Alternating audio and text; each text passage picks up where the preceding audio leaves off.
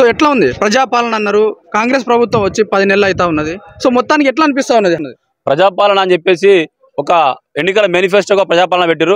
ప్రజాపాలన అనేది ప్రజాపాలన మీద జరగాలి కానీ హైడ్రా పేరుతోని వసూల కార్యక్రమం జరిగినట్టు అనిపిస్తుంది. ఈ ప్రజాపాలన అనేది ప్రజలకు ఏమేమి ఇస్తాము, ఏం స్కీములు ఇస్తాము, ఆ స్కీములను ఎంతవరకు జరుగుతుందనేది చూసుకోవాలి.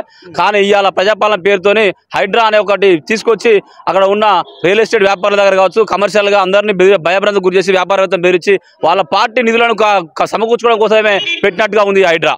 అంతకు మించి ఇంకో మాటే లేదు. ఇక్కడ ఇవాళ రాజీవ్ గాంధీ గారి విగ్రహాన్ని పెట్టారు. సరే, రాజీవ్ గాంధీ అనే విగ్రహాన్ని ఆయన ఒక భావి తరాలకు ఒక పెద్ద మనిషిగా మేము గౌరవిస్తాం, ఖచ్చితంగా వాళ్ళ కుటుంబాన్ని గౌరవిస్తాం. కానీ ఇక్కడ తెలంగాణ సమర్థిస్తున్నారా?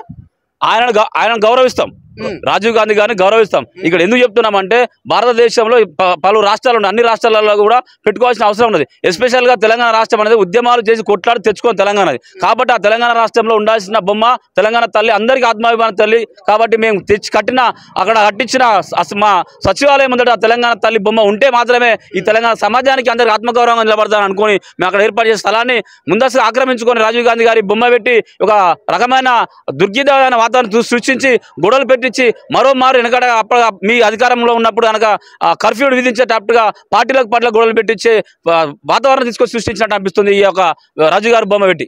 హైడ్రా లీగల్ ఇల్లీగల్ అంటే ఏమని చెప్తారు? ప్రతిపక్షంలో ఉన్నప్పుడు రేవంత్ రెడ్డి గారు మాట్లాడిన వీడియోలు చాలా రకరకాల వీడియోలు మాకు వస్తున్నాయి, యూట్యూబ్లలో కానీ వారు పెట్టిన విధాలు చాలా వస్తున్నాయి. ఈ హైడ్రా కోసం ఏ రోజు అయితే వాళ్ళకి తెలియకుండా కట్టుకున్నారు కదా, కట్టడం వాళ్ళకి పర్మిషన్ ఇవ్వచ్చు కదా అని మాట్లాడిన రేవంత్ రెడ్డి ఈరోజు హైడ్రా చెప్పేసి అందరికి కూలగొట్టించి చిన్న పిల్లలకు పుస్తకాలు లేకుండా దొరికించి ఒక ఇల్లీగల్ కాంట్రాక్ట్ అనిపిస్తుంది, లీగల్ పే పరిస్థితి ఇక్కడ వాళ్ళకి నోటీస్ అని చెప్పి అనిపిస్తుంది. ఇక్కడ 4000 పెన్షన్ అని చెప్పిండు, రావంగా 2 లక్షలు రుణమాఫీ అని చెప్పిండు. సో మొత్తం రాష్ట్ర వ్యాప్తంగా మొత్తం 2 లక్షల రుణమాఫీ అయిందా కాలేదా? మీరు చెప్తున్న రుణమాఫీ ప్రకారం ఒకసారి బ్యాంకులకు వచ్చి బ్యాంకర్ల దగ్గర ఉన్న తీసుకున్న ఆధారాలు తీసుకొని మీరు మాట్లాడితే రుణమాఫీ ఎంత అయిందో మీకే క్లారిటీ ఉంటుంది. ఎక్కడ కూడా రైతులకు రుణమాఫీ కాలే. ఎందుకు చెప్తున్నామంటే రుణమాఫీ అనేది బ్యాంకర్ల దగ్గర నుంచి తీసుకున్న మీ ఒక లిస్ట్ తీసుకుంటే ఆ ప్రకారం చేస్తుంది. కానీ మీరు అక్కడ పెట్టి మీ లీడర్తో ఒక ఇంటెలిజెన్స్ తీసుకొని చేస్తున్నారు తప్ప అక్కడ రైతులు చాలా మంది రుణమాఫీ అయితే అంతమంది రైతులు ఎందుకు వచ్చుకుంటారు? గ్రామ పంచాయతీ అక్కడ మొత్తం ఎవరు వచ్చి మాగాలని చాలా మంది రైతులు ఇవాళ రోడ్ల మీదకి వస్తున్నారు. ఎక్కడ కూడా రుణమాఫీ కాలేదు. మీరు పెన్షన్ అన్నారు, పెన్షన్ మీరు నేను వచ్చిన ఎమ్మటే పెన్షన్ ఇస్తాను. ఎక్కడ పెన్షన్ కేసీఆర్ గారు ఇచ్చిన పెన్షన్ తప్ప మీరు పెన్షన్ ₹1 పెంచలే. మన మహిళలకు వాళ్ళకు ఒక మహాలక్ష్మి స్కీమ్ పెట్టి ₹25,000 నెలకు ఇస్తా అన్నావు. ఆ నెలకు ₹25,000 ఇప్పటికి దాఖలు లేవు. ఎంతసేపు మీ జేబులు నింపుకునేటట్టుగా మీ లీడర్లు కానీ ఇన్ని రోజులు చేసిన వ్యవహారం చేస్తున్నారు తప్ప ఎక్కడ కూడా మీ సంక్షేమ పథకాలు మీ ప్రజాపాలన ఎక్కడ అవపడట్లేదు. పాలకుర్తి నియోజకవర్గంలో మీ ఎమ్మెల్యేలు ఎందరు అంటే ఏమని చెప్తారు?